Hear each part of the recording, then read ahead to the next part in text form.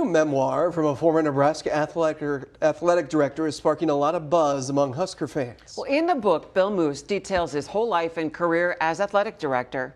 In the 2 chapters on his time in Nebraska, Moos tells all the good and the bad. KETV News Watch 7's Eddie Messel talked with Moos today and shares his reflections.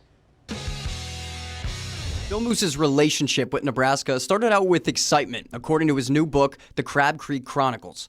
The excitement quickly changed to confusion on who was in charge.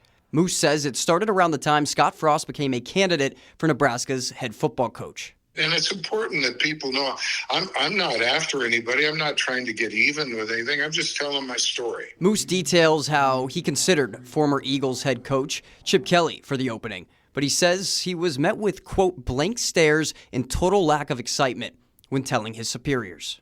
Every place I'd been before, everybody answers to somebody, but I always knew who I was answering to. And at Nebraska, I didn't.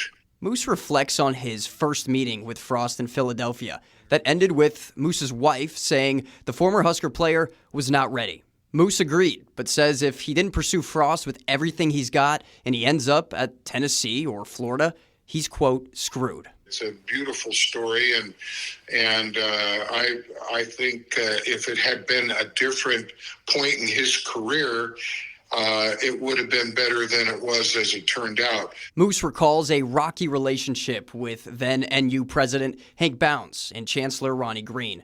Moos says he felt they were trying to force him out, at one point even putting him on a 90-day cure period. Having, in my opinion, too many chefs in the kitchen, and it created a lot of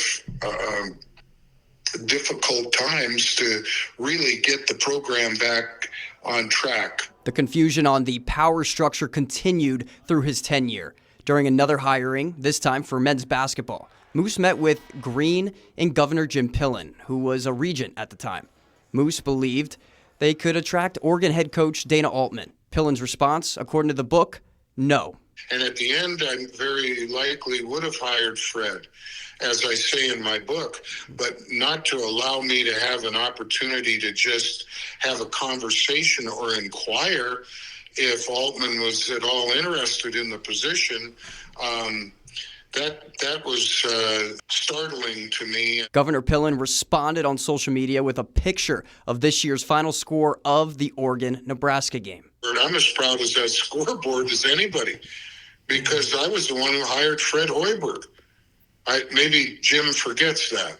Moos tells me he doesn't have a lot of regrets from his time at Nebraska, except for wishing there was a clearer picture of the chain of command.